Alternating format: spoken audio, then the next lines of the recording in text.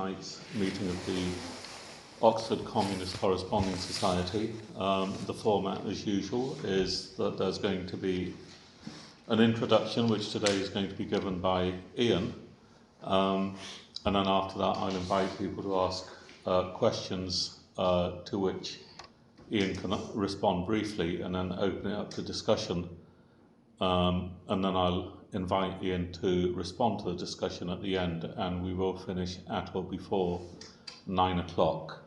The title of the meeting today is Idealism and Materialism in the Philosophy of Mind. So over to you, Ian. Thanks, Ed. So there are three sections to what I will talk about. First, I'll give a brief sketch of a materialist theory of consciousness, very brief sketch.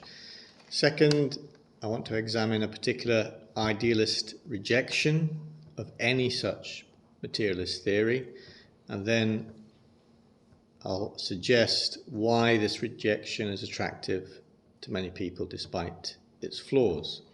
So let me begin with the materialist sketch. So all animals, in order to thrive, sense their environment and then act on it.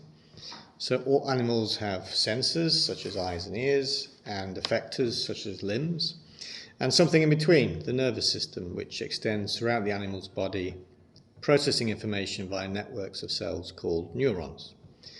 In higher animals, the network becomes particularly dense and integrated at a central point, which we call the brain, and the animal brain is a complex control system that integrates diverse sources of information in order to construct and execute patterns of behavior.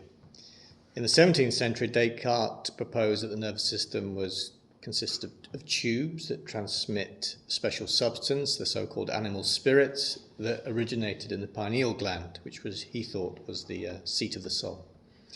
So our understanding has progressed since then, but brains are the most complex objects known to us, and so our understanding is very incomplete.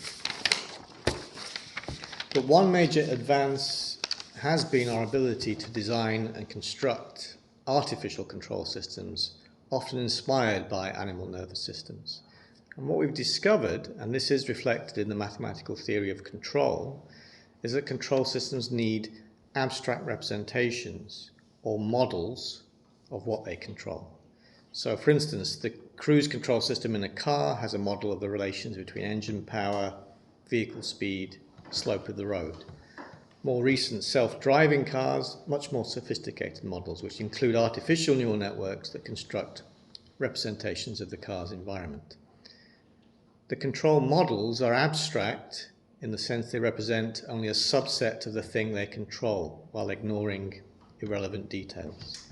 So, for instance, when a bird adjusts its wing movements to maintain stable flight, it relies on an internal model of how changes in its wing position affect its lift and its balance.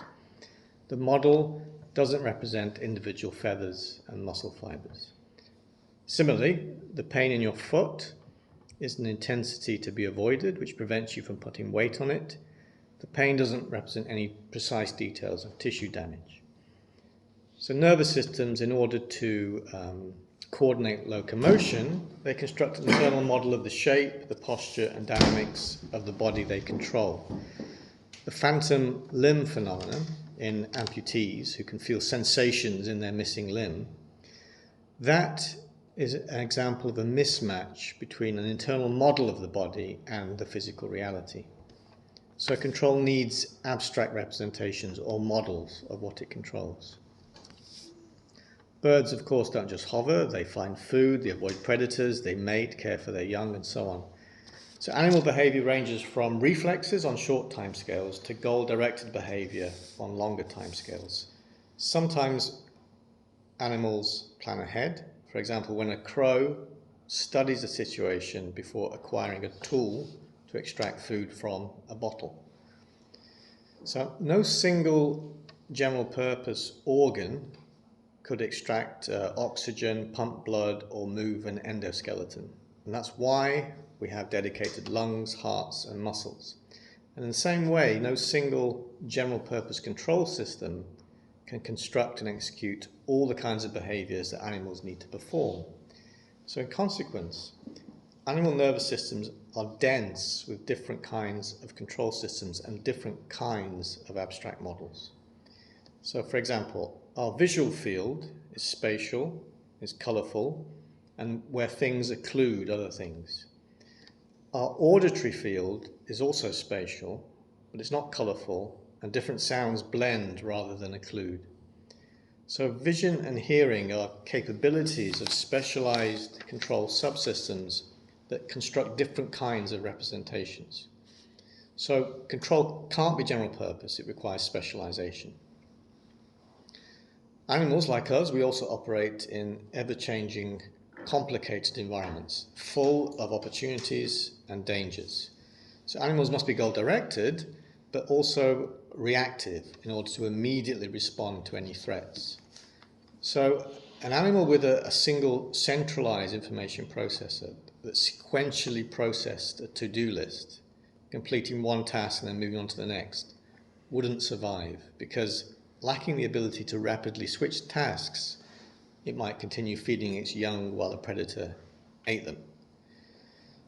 Therefore, animal nervous systems are highly parallel, with different subcontrollers active simultaneously, some ready to execute fast reflexes, others setting new goals as new needs arise, others more deliberative, constructing longer-term plans with multiple sub-goals. So we've probably all had the experience of crossing a road while daydreaming about something else, but then suddenly a cyclist is about to hit us, and immediately we step out of the way. We didn't decide to notice the cyclist, and we didn't decide to step out of the way, it just happened, because we are an ensemble of specialized controllers operating in parallel, most of which we're not even aware of. So control in complex environments needs parallelism. Now, any body, including its nervous system, can only do so much at one time. In this sense, it's a limited resource that needs to be carefully and judiciously allocated. And so animal nervous systems selectively focus on important or urgent information, like spotting a predator, reacting to a cyclist, or understanding social cues, while at the same time ignoring lots of other things. Attention is the mental process of selective focus. It's attention that enables animals to allocate their resources to what's most relevant from the high volume of sensory input. So animals, for control and coordination, they have a centralized top-level attention system. And simplifying, the cortex, which is the outer highly folded layer of the brain, is where attention happens. And the cortex continually constructs an attentional context by aggregating and filtering and abstracting information from all the parts of the nervous system. So although we are an ensemble of controllers, the controllers are themselves integrated and controlled.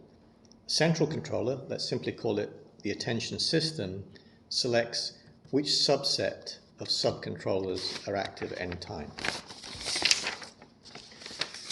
Now, attention controls both the overt attention of the body, such as the orientation of the head, the gaze, physical readiness, and that kind of thing, but also covert attention, which is that subset from the huge variety of possible attentional content gets additional centralized computational resources.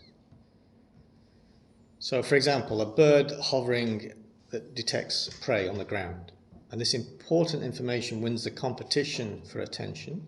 The attention system immediately switches to a new context, that of pursuit, and all the bird's resources, both mental and physical, are then recruited to catch the prey. So we are also attentional animals. You might be looking at a bustling street, but you're not noticing what's in your visual field at all, because your covert attention is fixed on thinking about the consequences of an important message you may have just received. So control of animal bodies requires hierarchy and centralization in addition to specialization and parallelism. And in humans at least, there's another higher or meta layer of control. Most children find it difficult to study for long periods of time. Homework and revision requires an effort of will, because in the short term there's many other more directly enjoyable things to grab their attention. But natural and social environments offer opportunities that can only be realized by focused attention on a single goal for extended periods of time. And to realize such opportunities, attention has to be sustained, despite the continual stream of all these other opportunities that get thrown up. So human attention isn't only bottom-up interruptible, it's also top-down uninterruptible. Humans control their own attention. They have a meta layer of control, which I'll simply for now call an attention controller. So children, as they mature and become more socialized, they learn to control their attention. They acquire self-control.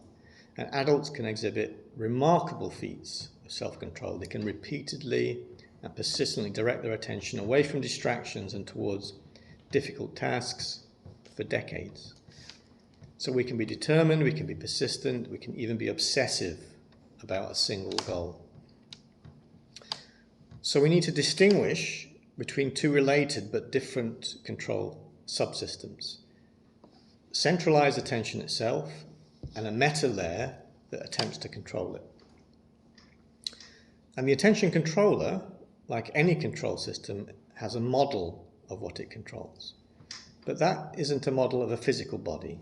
Instead, it's an abstract representation of attention itself, its possible contents, and its dynamic response.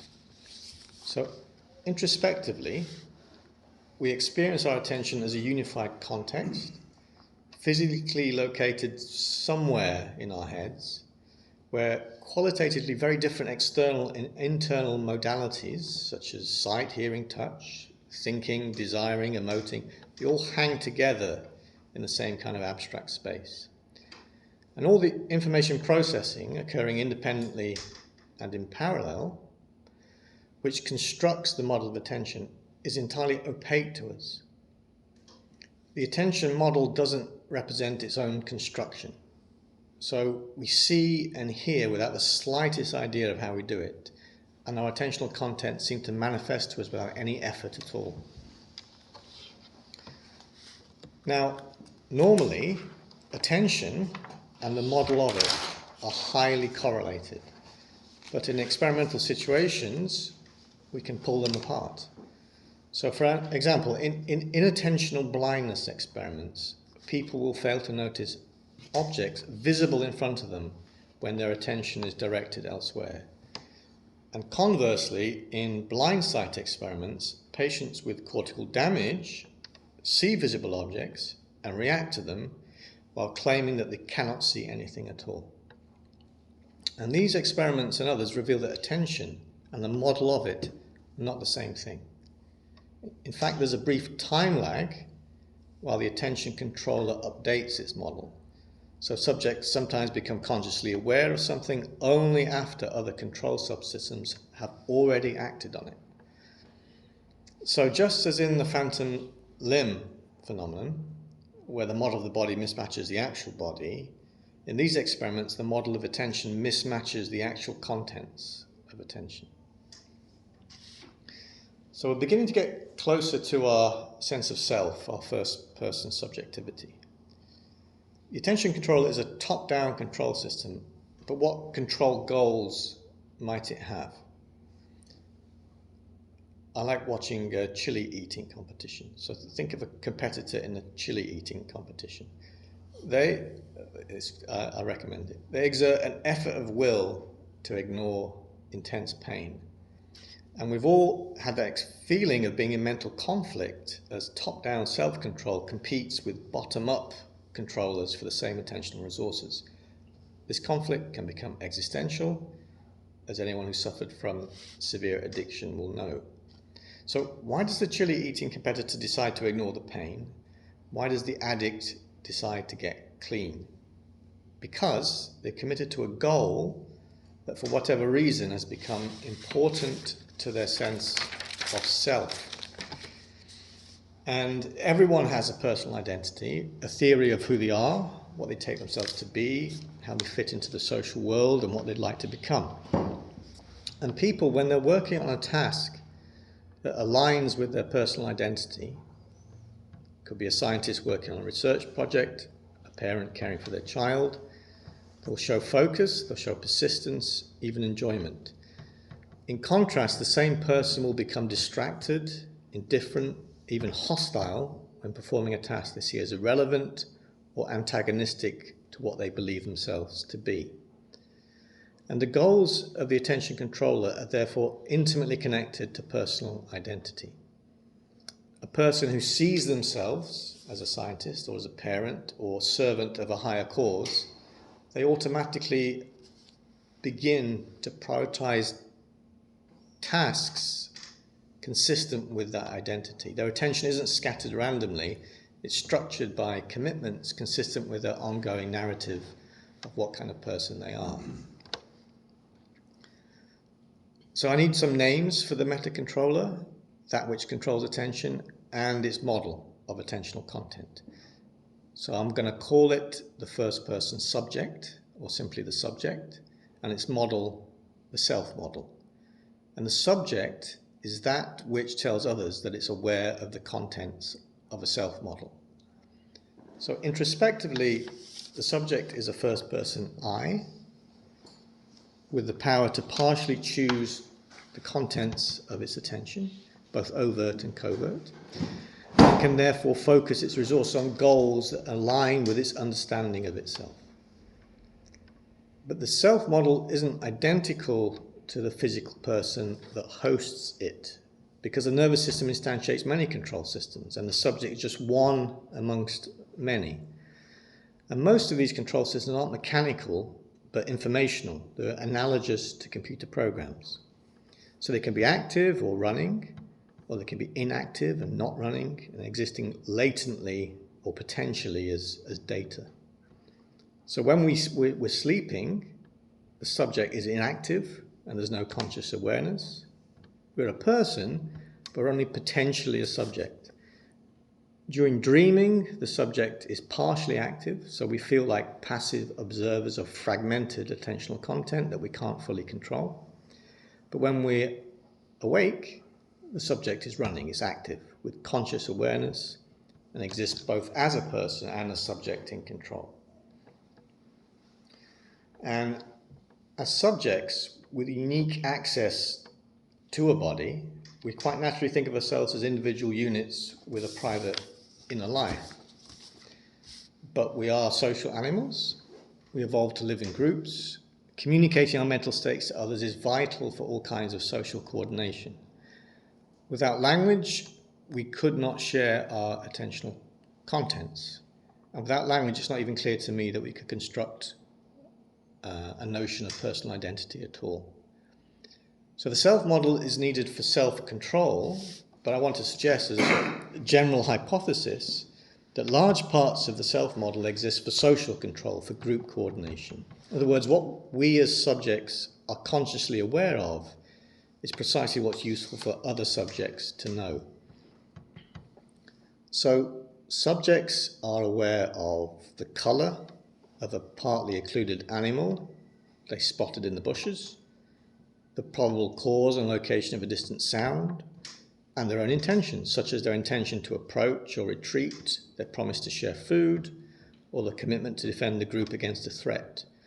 Subjects have this awareness, have this self-knowledge in order to communicate it and thereby help coordinate collective action. So our introspective abilities are a window onto the soul, built not so much for us, but for others. So that's a materialist sketch of consciousness. Could be wrong in important ways, but that's not important for really what I want to talk about. What matters here is that it's a materialist theory, not in the sense of claiming that all reality is reducible to bouncing atoms, but in the sense of claiming that consciousness is, in principle, explicable in terms of measurable causal processes. That claim is termed physicalism in the philosophy of mind. I think it's a terrible term, but we're stuck with it. So let's now turn to a particular idealist rejection of physicalism. So in the early 1990s, the philosopher David Chalmers proposed that it's impossible to explain consciousness in terms of physical processes. And the handout gives a flavour of Chalmers' views. He says that explaining why brains are conscious at all is a much harder problem than the relatively easier problem of explaining in physical terms how they work. So what I just described, that's the easy problem. What's hard is explaining why any of those processes are conscious at all. And this influential position has subsequently become known as the hard problem of consciousness. And Chalmers' argument goes something like this. We know from our own experience that first-person consciousness exists. However, we can coherently conceive of a world physically identical to ours but lacking first-person consciousness. And Chalmers illustrates this with the idea of a philosophical zombie who behaves exactly like a conscious human, including reporting on their own first-person experience, but lacks an inner life. There's no first-person subject. There's no what it is to be like a zombie. Next step of his argument. If we had a physical explanation of consciousness, then zombies would be inconceivable. Or rather, conceivable but clearly against physical nature. But zombies are conceivable, so in consequence, consciousness is independent of physical processes. So once any kind of physical explanation is given, like the one I've given, there remains what Chalmers calls an explanatory gap, because we can still ask why the physical processes are accompanied by consciousness at all.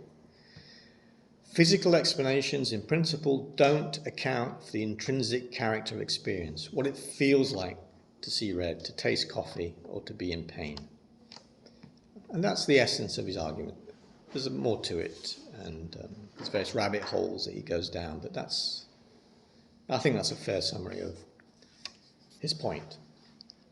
And Chalmers goes on to suggest, given the inadequacy of physicalism, then consciousness is another fundamental aspect of reality, like space and time, but perhaps one that's intrinsically private and non-physical. So Chalmers' argument, Chalmers' hard problem, cuts against the grain of the scientific worldview, which is inherently materialist, so there's been lots of responses to it. A common response is to deny that zombies are conceivable. In other words, it's not logically coherent to suggest that a world physically identical to ours lacks consciousness. And that might be so, but the problem with that response is it simply asserts the non-existence of an explanatory gap. And for believers in the hard problem, that mere counter-assertion isn't persuading them. Another response is to argue that if consciousness is independent of physical processes, then consciousness is merely epiphenomenal. It's like an undetectable ghost in the machine without any causal consequences. And Chalmers offers various counter-arguments to this kind of. First, he claims that causality is not well understood, so it's possible that both physical and non-physical processes are somehow jointly and severally the sufficient cause of downstream effects. Second, he claims that consciousness may be intrinsically private feature of reality and so not detectable by normal scientific means. So Chalmers suggests that some form of epiphenomenalism, although it might be counterintuitive, can't be ruled out, and it would be dogmatic of us to do so. So in a CCS talk last year, which Ed gave, he talked about exactly this subject. He also talked about Chalmers briefly. And Ed gave another response. Ed observed that Chalmers' argument is self-defeating. Because if Chalmers' own public talking and writing about his first-person consciousness cannot, even in principle, be causally related to its existence, then on what grounds can he claim that his first-person consciousness, as he understands it, exists at all. So the hard problems generated a large literature, and I can't do justice to that here. But I want to go on to suggest some further criticisms, one philosophical and the other political. So Chalmers' argument that consciousness is independent of physical processes, it can be turned on its head entirely. He takes it as given that he is conscious and that physical processes exist. But on reflection, all that we know, all that we can possibly know, is mediated by our first-person subjectivity. Even what we casually call matter or physical, from tables and chairs, stars and galaxies, they only manifest as contents of our consciousness. Everything is compressed into first-person subjectivity. So, we can conceive of a world subjectively identical to ours, but lacking physicality. In this world, there are no tables, chairs, or stars or galaxies. Instead, there's only consciousness. And such a world we could imagine is populated by philosophical angels, their pure mentality. And just as zombies are mistaken in their belief that they're internally conscious, angels are mistaken in their belief that there are external physical processes, including the belief in other angels. In other words, just as we can conceive of a physical world without consciousness, we can equally conceive of a conscious world that lacks physicality. Zombies and angels are equally conceivable. And just as Chalmers argues that the conceivability of zombies implies a hard problem of consciousness, the conceivability of angels, by the very same logic, implies a hard problem of physicality.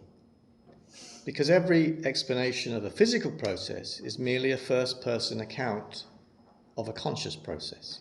So we can always ask, why does this conscious process have a corresponding physical nature? Why are there physical processes at all? So the hard problem cuts both ways, but Chalmers, without realizing it, cuts one way only. And that's a kind of cherry picking, and it masks a deeper problem.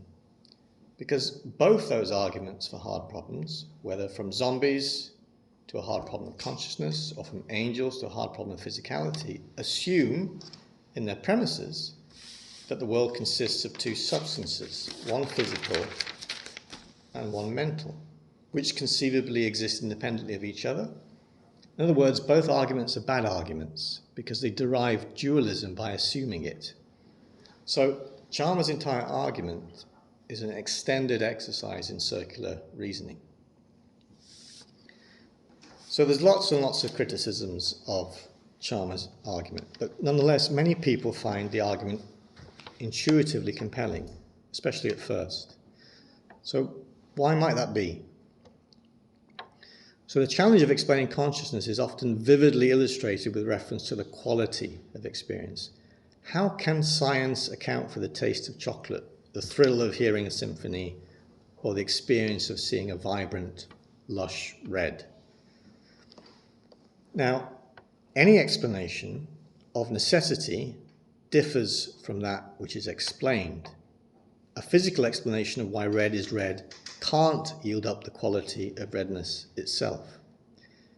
So, physical accounts of subjective experiences compared to subjective accounts of physical processes will appear to exhibit an explanatory gap, even if they're perfectly consistent but different accounts of the same process.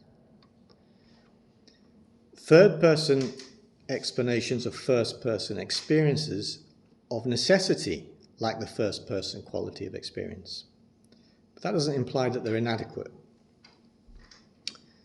Another source of intuition that aligns with Chalmers' argument is that we can't seem to find consciousness in the brain. The brain, on the face of it, appears to be merely a network of cells that propagate electrochemical signals. Introspectively, we know we have rich mental content. But if we open up our heads, such things are missing. So just as a phantom limb seems to be a ghost in the body, the first-person subject seems to be a ghost in the head. But this is also unavoidable. For example, if we examine the electrical flows in a computer, we don't see data structures. We don't see numbers, we don't see strings, arrays, lists, hash tables, we don't see any of those things. Because we are the kind of subjects that lack the representational capacities to immediately detect such things. But we know data structures are real because we create and use them every day. The modern world runs on them.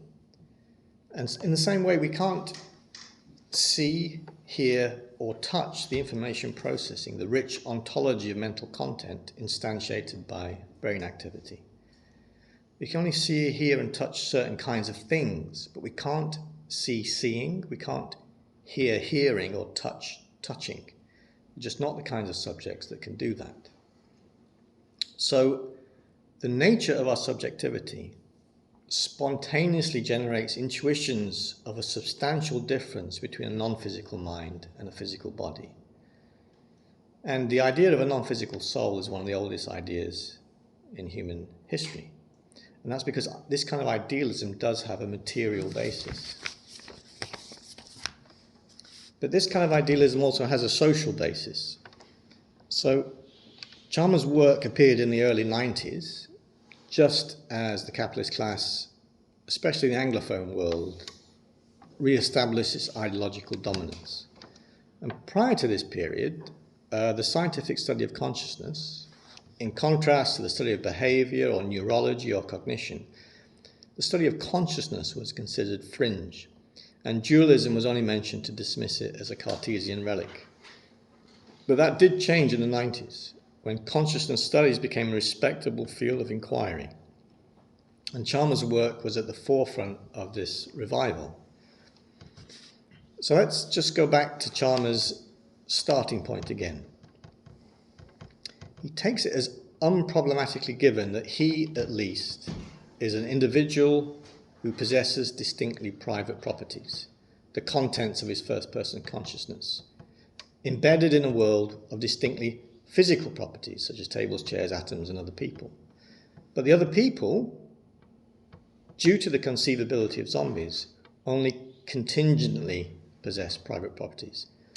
They might entirely lack them. And so with the slightest slip of the tongue, if we replace private properties with private property, then Chalmers' starting point is that of the bourgeois individual, owner of private property, both their own mental interior and physical exterior, which they're free to use and dispose of as they see fit, without interference from others. Others who might not own any private property at all, and therefore are not proper subjects, but objects. So Chalmers' vision of consciousness is in complete abstraction from society. Alternative starting points, for instance, the proposition that we are social subjects with equal private and public powers as members of the same species, that our first-person subjectivity is predominantly socially constructed, and therefore our mental contents are not private property, but rather public property, freely shareable public goods designed to facilitate social coordination. Such alternative starting points, although equally reasonable, are entirely absent in his work. So the hard problem of consciousness is not merely a philosophical issue, but it's also an artifact of bourgeois ideology. Another example of this is that Chalmers claims that he has non-physical private properties. His conscious awareness, in principle, can't be publicly demonstrated to have any causal effects or make any measurable difference in the world. And this is a kind of first-person exceptionalism, where an individual claims to have special knowledge or powers that others do not and cannot, even in principle, be publicly verified or challenged. And claims of first-person exceptionalism, such as the divine right of kings, or a religious elite's special access to God, that's a common theme in the history of idealism, and for millennia used to justify social hierarchy and inequality. And the modern idea of the owner of capital as a special type of subject who contributes more to society than the workers they employ, despite that contribution being reducible to a mere claim to private property, a mere assertion of the ownership of a firm, ultimately backed by force, not reason, rather than any empirical and publicly verifiable measure of productive activity on their part. It's just the latest incarnation of this idealist theme. So Chalmers' resurrection of idealism was timely because it coincided with the revival in the 80s and 90s of the bourgeois vision of the subject of history. The individual property owner as creator of wealth and progress, in contrast to the more egalitarian and more accurate vision of the subject of history as the collective power of society as a whole. So the hard problem of consciousness is a reflection in the philosophy of mind of the perennial problem of justifying social inequality. Because the statement that I definitely have private properties and it's conceivable that others may not is not very far from the statement that I definitely have private property and it's acceptable that others do not. So we're all bourgeois subjects to some degree. We're all socially constructed to attend to information conducive to the reproduction of the existing social order while ignoring information that isn't. So our sense of personal identity, what's important to us and what we take ourselves to be, is shaped by the social relations of production in which we find ourselves. And of course, I'm not suggesting Chalmers is consciously trying to justify inequality. Not at all. He's genuinely grappling with actual problems in the scientific study of consciousness. All I'm saying is that he, like many others, adopts unexamined assumptions that bear the stamp of the interests of an exploiting class. I'll stop there.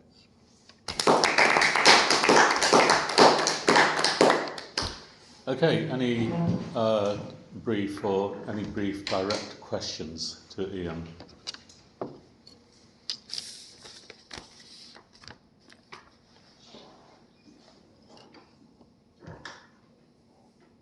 No, yeah, okay, so I'll open it up to discussion then in that case. Anybody? Yeah, Ed. Yeah, thanks, Ian. It's really interesting. I'm not going to. There might be points in the materialist sketch that you offered that I would question or reframe, but I'm not going to go into any of that because I think you're not presenting it as more than a sketch, and I absolutely agree that the materialist explanation of consciousness is going to look something like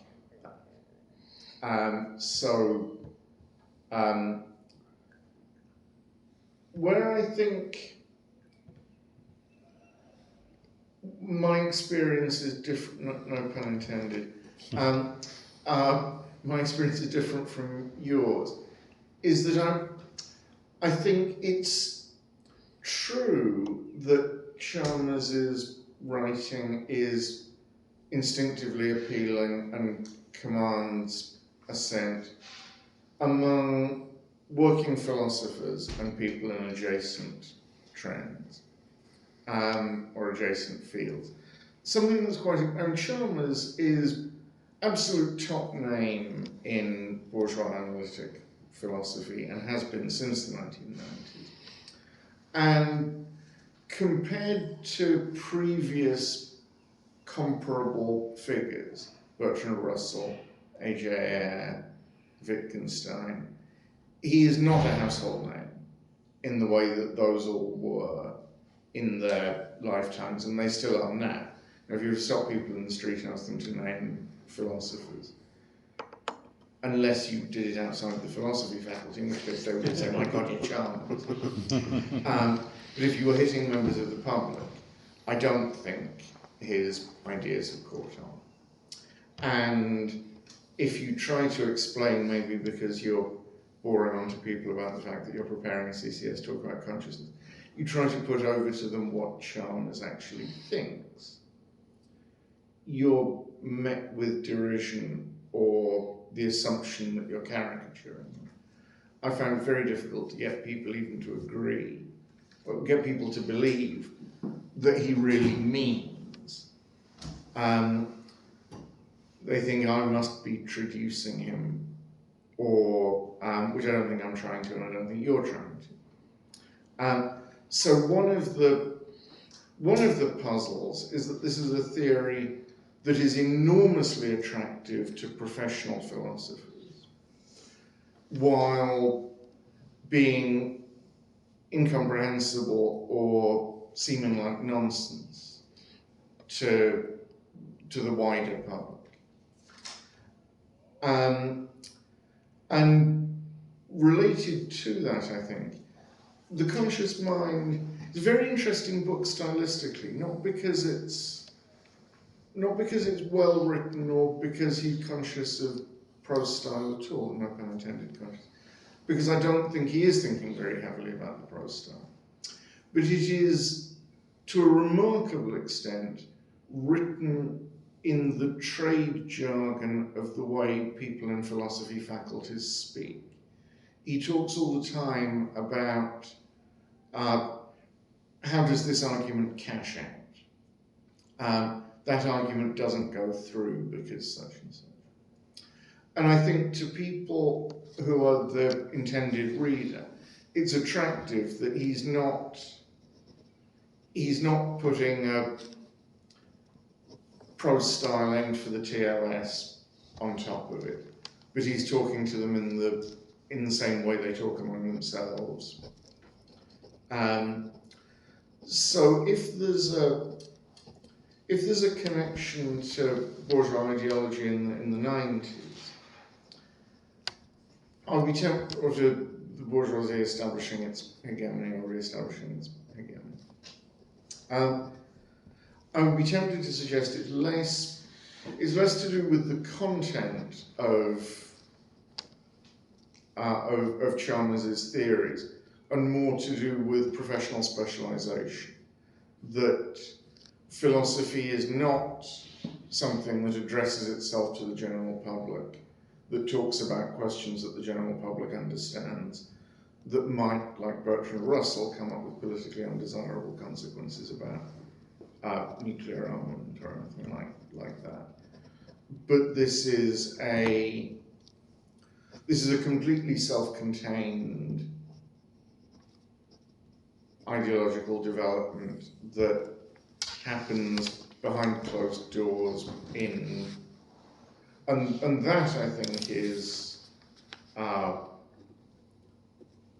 that I think is distinctively bourgeois.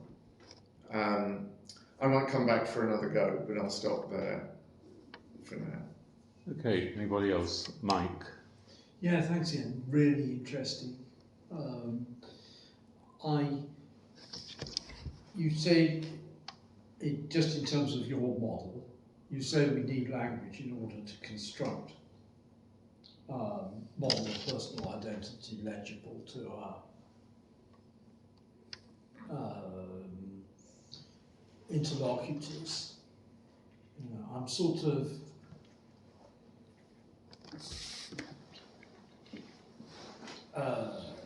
I'm not sure that I can really justify this claim, but my daughters, who are twins, when they were very, very little, have, I think, conscious perception of each other in a way in which they had, I think, conscious perception of each other in a way in which they didn't have conscious perception of their parents other than as a source of food and comfort and stuff like that. So I suspect that the proto-human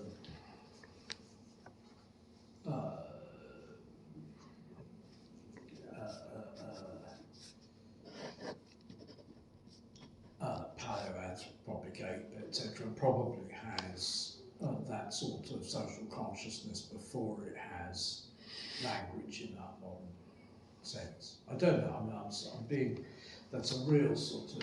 Oh God, this is a wildly speculative. There's a lot of talk at the moment actually about. There's quite a lot of sort of upgrading of thought about animal consciousness, but language in the sense of the.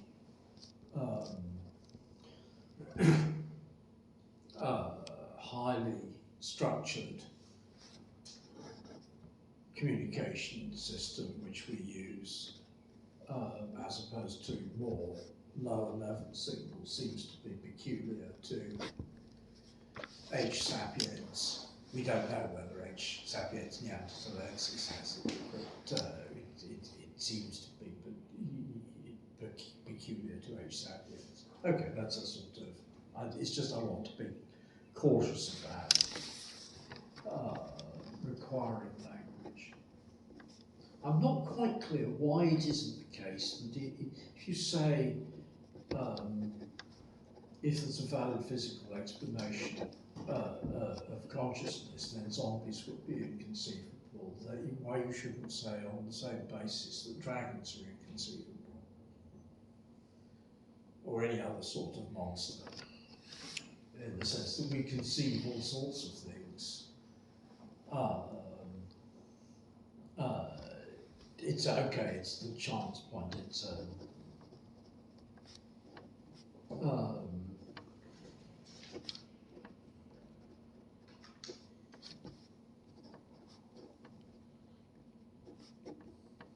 I like the point that this is, I strongly like the point that the reverse position of that we suppose that the physical world doesn't exist and all this, nothing is there but perceptions. Because that, of course, is argued repeatedly.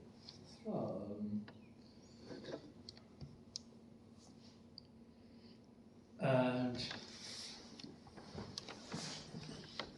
some of this, it seems to me, you said the triumph of the bourgeoisie post-91, and I guess that is true in a sense, but there's a sense in which Ayn Rand becomes big in the last 20 years, but is important to the US Libertarian Party and the techie and the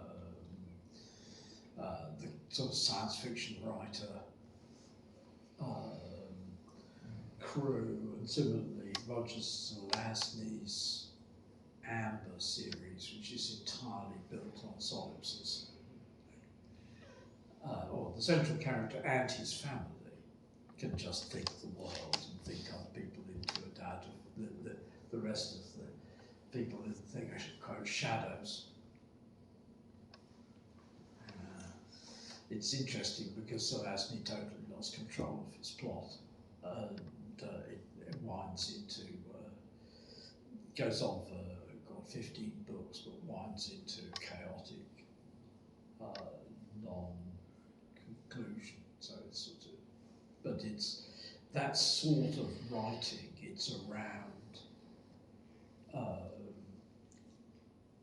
I think it's around before 91. It's just that it's out of the margins, or not entirely out of the margins, but not at the centre of academic thought. Is it Ed's point? Is it that the academic philosophers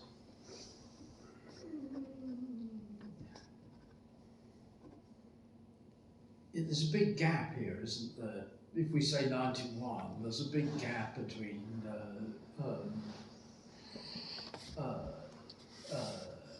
Bertrand Russell as famous philosopher.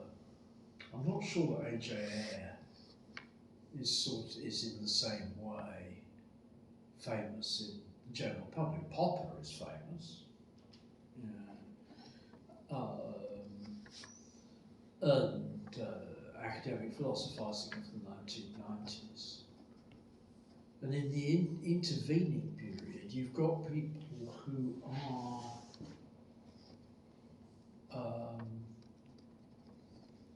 okay, so Herbert Hart takes H.A. Eyre and makes H.A. Eyre a ground for a version of legal positivism, which has become actually the dominant school of thought about what law is, which is taught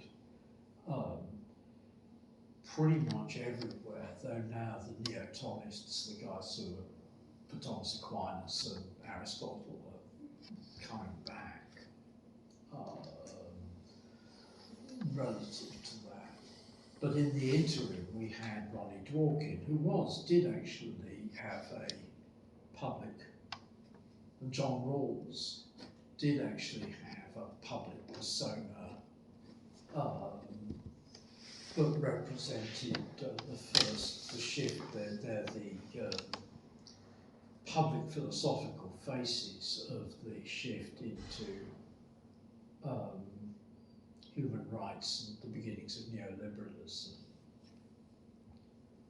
neo-Kantian. So that there's this sense of, they, as I say, I think they had, you probably wouldn't get masses of people. I don't think you get masses of people identifying Bertrand Russell as a philosopher. Probably get massive people identifying Plato or Aristotle as philosophers, but or somebody out of the Philosopher's Song, I suppose, which so I'm sort of speculating with that simply because I'm not sure. I think, Ian, that you're saying that Chalmers' popularity among philosophers is a reflection of the reascendancy of capitalist logic in an indirect sort of way. But I'm not sure that it isn't something which is maturing before Chalmers writes. That the sort of outside point of view of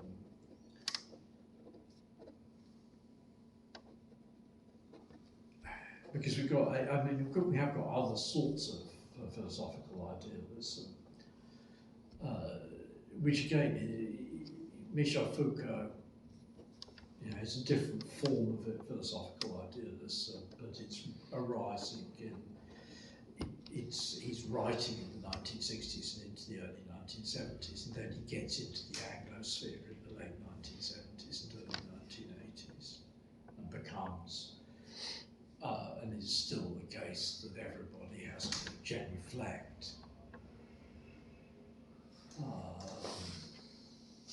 Sorry, I shouldn't go too long. Those are just issues which are raised for me by doing this. Okay, anybody else? Yeah? Just a quick question actually to Chalmers' method. So he's a physicalist, is that right? That's the term. He argues against physicalism, but he doesn't want to throw physicalism out. He wants to have his cake and eat it, actually. Yeah, and the idea of consciousness he has is something separate and phenomenal from the physical. Yeah. And that divide between the two. Like a dualist. He's a dualist, yeah. Yeah, yeah. Sorry. Yeah, the handout gives an idea of view.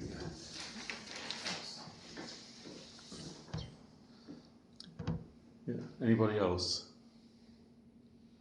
But that's an interesting point because it's simply too late in the day for a purely spiritual explanation of consciousness because people have done too much with physical interventions in the brain, with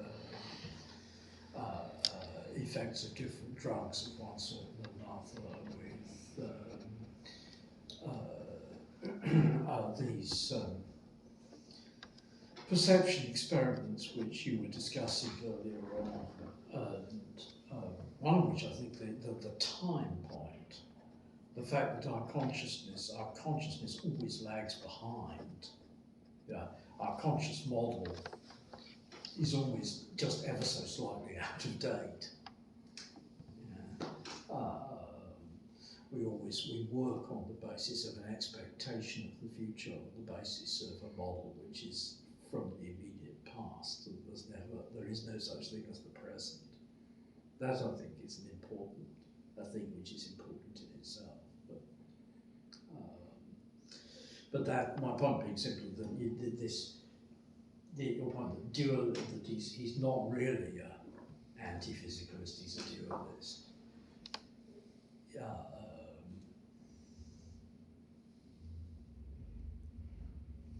Descartes, though, with this thing which the pineal gland produces, which circulates around like the circulation of the blood, that's also a physicalist model of a different sort, whereas Descartes is also a dualist in terms of process.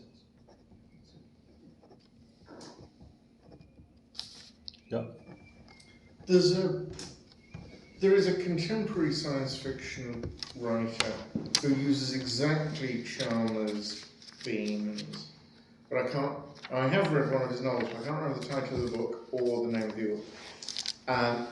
But if you've read it as well, then you'll be able to help me out. It's got vampires in it in space. And if you've read a novel like that has a lot of the philosophy of David Chalmers in it, I don't particularly recommend it in any way. I can't effectively recommend it because I can give you no information to enable you to track it down. But there is such a book. As far as language is concerned, I mean, Descartes as well makes language. He thinks an animal can be purely a machine, an animal can be a mechanism. But he can't conceive of a machine that could produce language. So that's where the immaterial consciousness comes in. Silicon Valley could teach him a thing or two. I think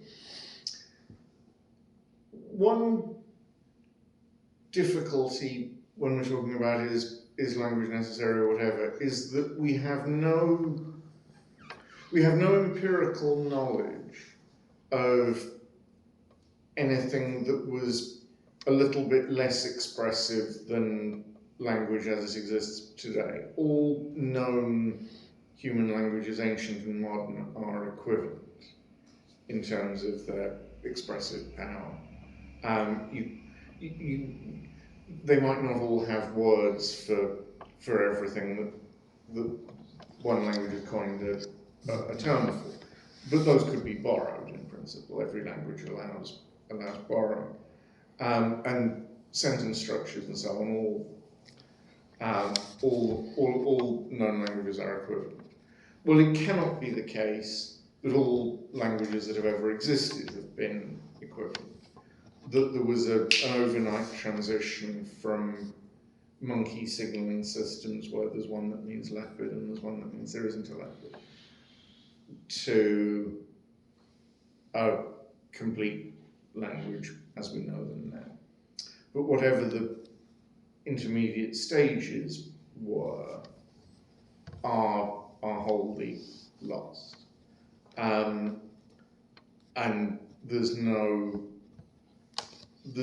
remotely credible account of any human population with anything other than a fully modern language. So previous hominids might well have had a system that was less than language in fundamental ways, but still was a partial. It was a step towards. I think language probably is very important. I strongly agree with Ian that that consciousness is essentially social. I agree with the Voloshinov line that consciousness has an extraterritorial status in the body. That it's not like your liver, which is just yours and it grew there. But your consciousness is made out of ideas which themselves are made out of words and symbols, which came into you through sound waves and through light and so on. You know, it's things that started outside you and came into you. And I strongly suspect that a human being in isolation would not develop consciousness. I mean, there are these occasional, Caspar Hauser cases. But I think consciousness is basically a social thing. And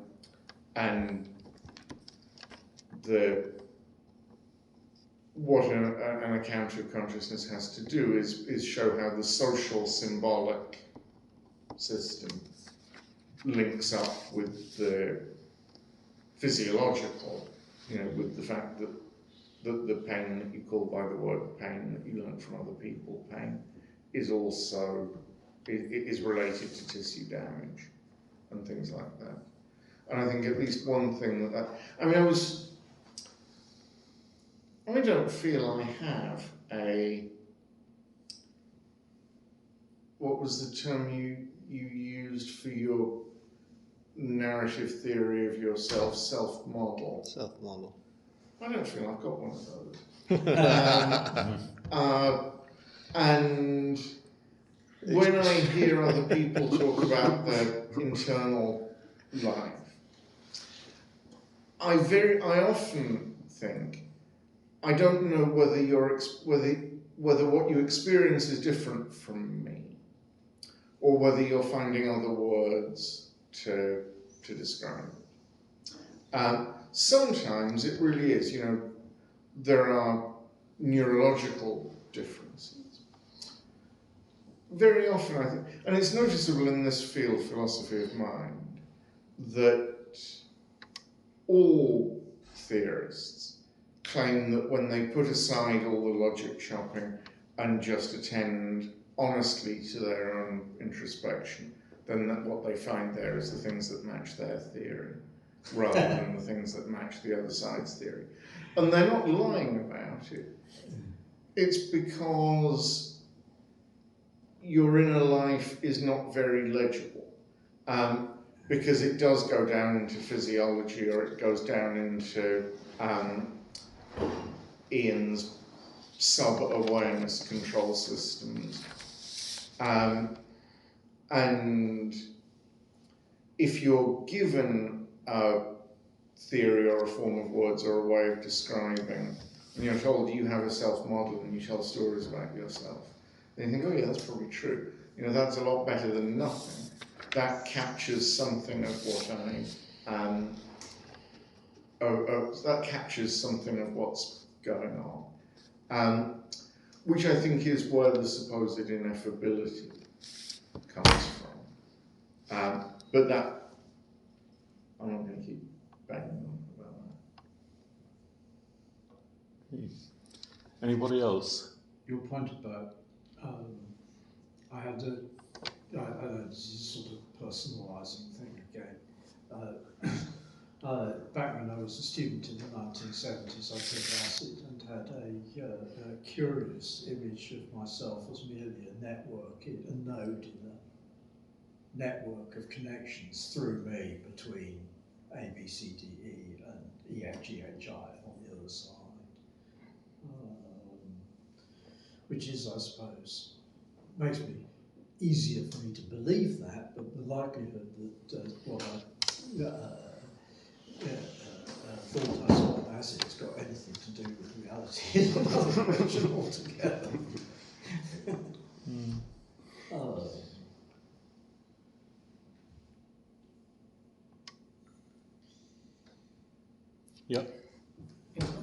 sort of social element of consciousness, I am quite curious about the concept of us having evolutionary behaviours.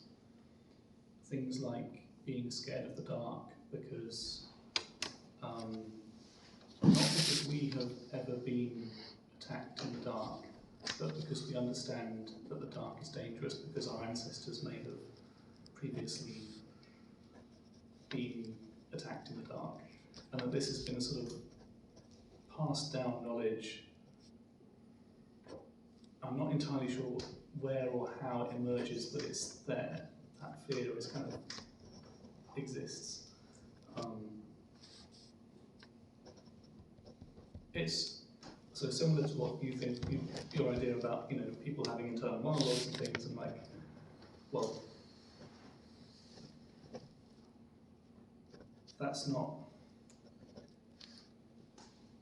your brain kind of like talking to itself, but where does that must come from somewhere. Wait, forget that bit. Evolutionary. Where does the evolution? Why are we scared of the dark? Are we scared of the dark? I'm scared of the dark. Ed isn't, because he hasn't got a self-model. I'm wondering what I'm scared of. I haven't got a self-model that would tell me. Yeah, I mean, I feel that I do have a self-model, a very pronounced one. But I don't know. I don't even know if we're agreeing with, if we mean the same things by the terms that we're using. No, I mean I think this language and consciousness being social is an important idea, because Ian referred to the fact that now we have we can construct them of increasing complexity, artificial control systems, which give some kind of insight into the way that, or which may give some kind of pointers to the way that consciousness works. And obviously it's been a staple idea in science fiction for, I don't know, probably a century or so. The idea of artificial consciousness. Can a machine be conscious? And you have androids in science fiction. Now, I find it very difficult to imagine the sequence of steps by which a machine can become what I would think of as conscious, because for a number of reasons. One is because I think part of experiencing having conscious experience means having real, actual experiences. Like Ed said, if you had a completely isolated human being that who from birth could not see, could not hear anything.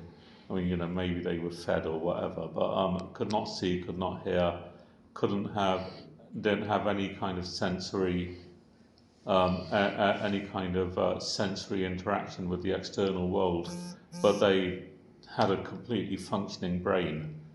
I find it difficult to imagine that brain being conscious, because I can't imagine what it would be thinking. I can't imagine what, if it had no information to process, then I don't quite get what kind of thoughts could conceivably be going on inside it. But that may be a limitation of my own brain. The other aspect of it is language. Again, you know, I think that language is certainly an important part of human levels of a human level of consciousness. The idea of machines developing language. Okay, I can imagine machines being able to communicate in some way with human beings that built them, but machines communicating with other machines and actually developing a language to do so. Again, maybe a limitation of my own brain, but it is something that I find quite difficult to imagine. But it seems to me that the idea of machines becoming intelligent, there needs to be some kind of way in which becoming conscious. There seems to be some kind of way in which they can develop independently of the human beings that create them, in order for me at least, to be, in order for them to become what I would consider to be conscious. But maybe, as I say, I'm not saying that with any certainty. But I find it very difficult to imagine. So, sort of flurry of hands. So, okay, Mike first, and then Ed, and then. It's dead short. A few years back on this university, we had a paper from a guy called Luke Steels, who works in artificial intelligence in I think, can't remember if it's Belgium or the Netherlands. And they were trying to get machines to invent ways of talking to each other. Yeah, they were trying to get machines to invent language. Yeah. And they did, in fact, succeed in getting the machines to invent a fairly simple language, but the key to doing that was you had to give them purpose. So they had to be programmed to want to cooperate with each other. Once they were programmed to want to cooperate with each other, then they could start creating their own, out of very simple elements, their own communications protocols. I thought that was an interesting, because it goes back to your point, Ian, about language is about that sort of level of consciousness is social. But it also sets, in terms of the difference between that and the fairly recently reported case of the AI lawyer, which just invented case law. The lawyer was using an AI to write an argument for a case in court, and the AI machine just invented case law because the idea is essentially these large learning models, they just produce probabilistic plausibility, but don't have any ethical imperative to tell the truth.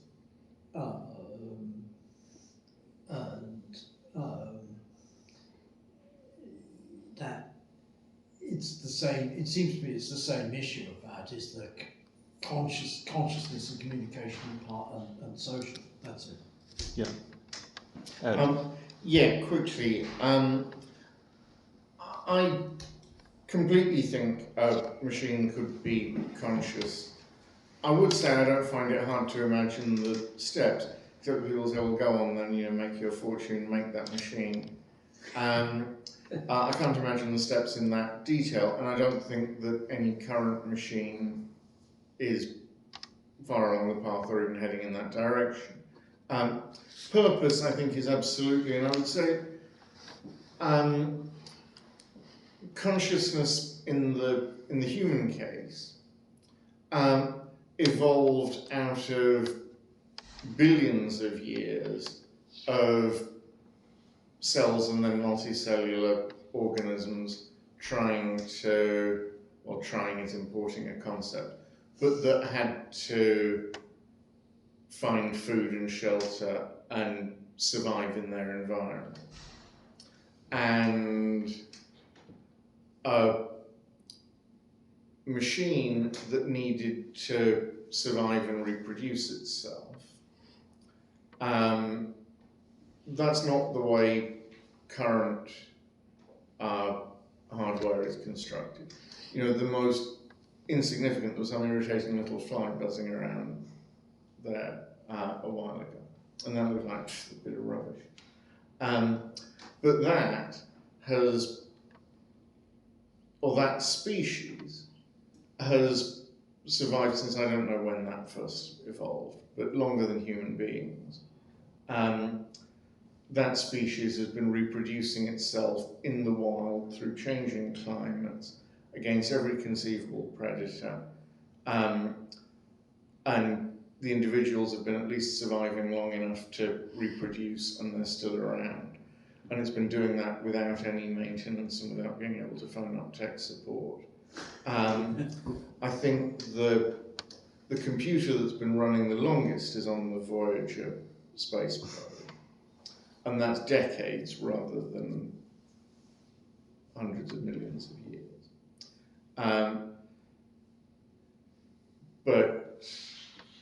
But yeah, so purposiveness in that sense, and then being able to construct a world model that matters in terms of whether it continues to exist or doesn't continue to exist.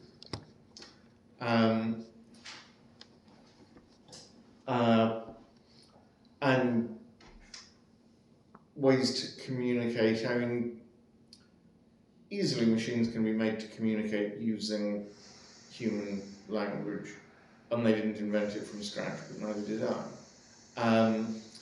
Whether it functions at all the same way, because the way computers are programmed is as pure symbol systems, which I think I've argued in these meetings before, that human language is nearly symbolic, but not purely symbolic. But I'm going to stop there because otherwise Ian won't have a chance to reply. Yeah. Okay, and I'm going to ask Ian to respond to whichever bits of what he's heard he'd like to respond to. And before he does so, just want to announce that next week's meeting is going to be same time in this building somewhere, probably in this room, but not absolutely necessarily in this room. And that is on organising students in a collegiate university. Why is Oxford always bottom of the league? So, Ian. Thank you very much, everyone. I enjoyed listening to all your comments. I'll just try and respond to as many as I can recall.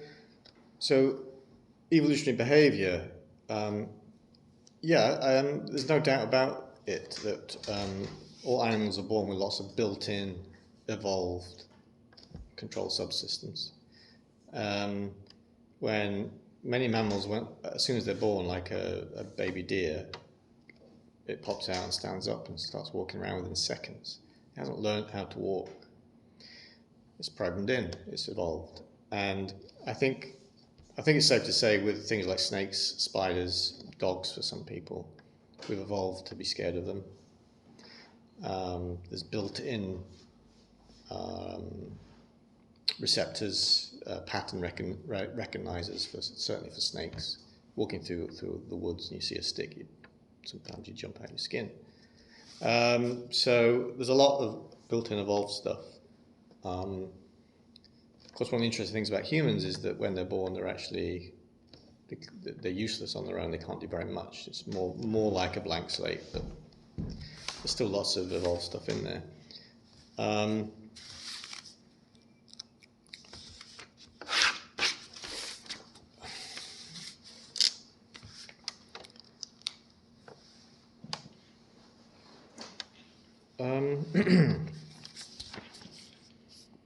So there's some unavoidable confusion about the meaning of a self-model, and it's one of those phrases that doesn't refer very well to anything clearly defined.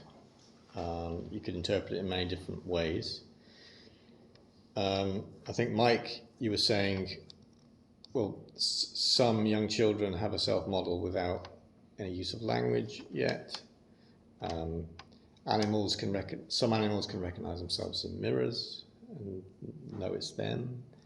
So it depends what you mean by a self-model. If you mean recognition that you are a being in the world, and I think many animals in fact have that kind of self-model. However, the details, who knows. I think I was trying to use self-model in the sense of self-identity, especially when it comes to fitting into the social world and social roles and norms and conventions and ethical principles. Everything that's stuff full of our heads and we talk about at CCS meetings. You know, we all have a tacit and sometimes explicit theory of who we are, what we should do, and how we fit into the world. Ed doesn't. That might explain a lot. I'm kidding, of course. Of course I'm kidding.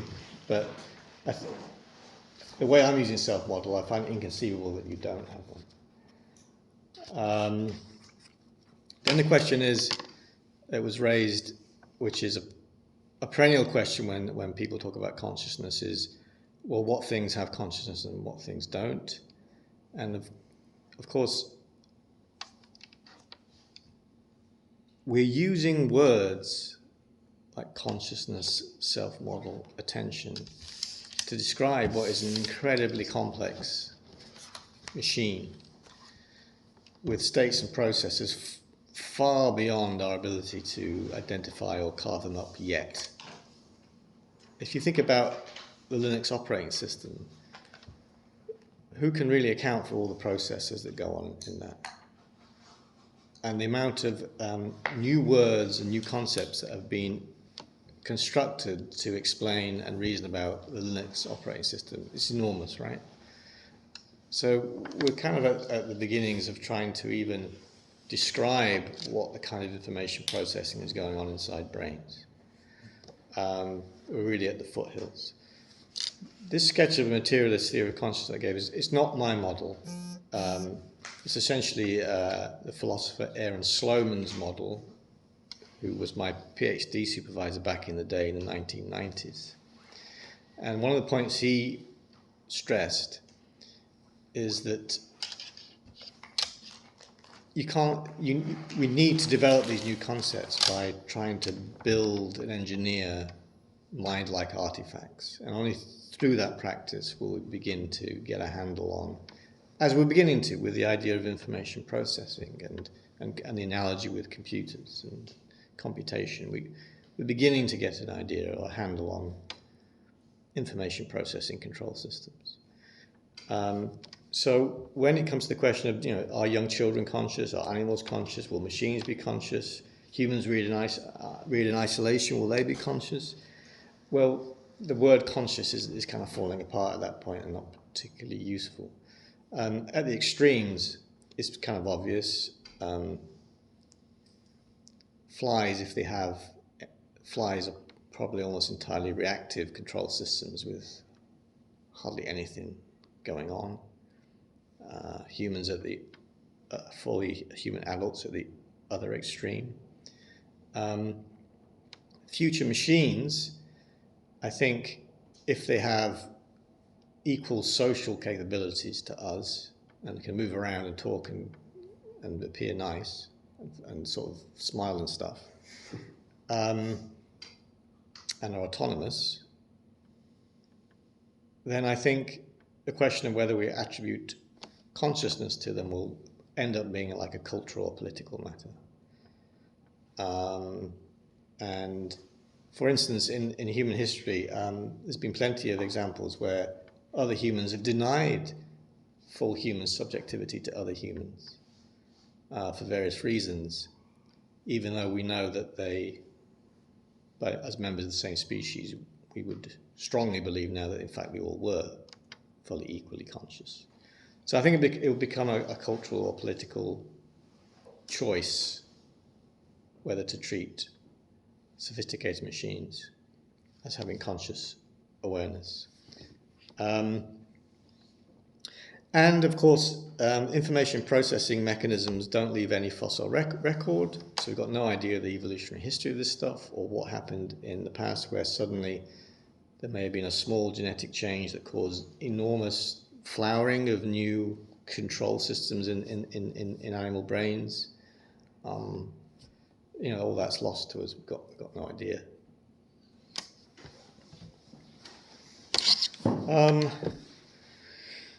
So, going back to Chalmers briefly, it is interesting. He's not a political animal. He's very much like, I think, more of a specialized philosopher, analytical philosopher. I think what's interesting, his analytic philosophy, I think, is worse than previous generation of ordinary language philosophers. It's like a step backwards. So someone like Gilbert Ryle, The Concept of Mind, I think is largely a fantastic book on cognition. He was an ordinary language philosopher. And what's good about that kind of work is it recognizes that our everyday sort of folk language we use to describe each other's mental states, our theory of the mind, can have lots of assumptions in it that can lead us astray. And perhaps Chalmers could have benefited more from studying that kind of work. He is actually strangely almost continental and a little bit psychedelic and hippie.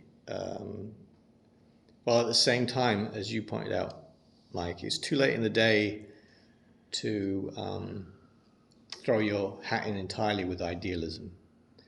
And it's a bit like the God of the Gaps argument, right? More and more science is explaining stuff. And so Chalmers, not consciously, is not with any awareness, maybe, I don't know. He's retreated a little bit, so it becomes a real consciousness of the gaps, an idealism of the gaps. In fact, so gappy you can't even find it. It is always a bit glib to make a strong association between the reascendance of neoliberalism and the changing philosophical concept of the subjects and all that kind of stuff. It is a little bit glib, but I actually think in this case it's very, very, very clear. I just remember being around this stuff in the 90s. In the air, it was postmodernism, it was Foucault, it was skepticism about the ability of us even to talk about the world in an objective way. Analytical Marxism was quite prominent then. And idealism and the philosophy of mind made this comeback, and I think that isn't an accident. I don't think I've got anything more to say. I apologise if I've forgotten anyone or anything. But yeah, thank you very much. It was fun.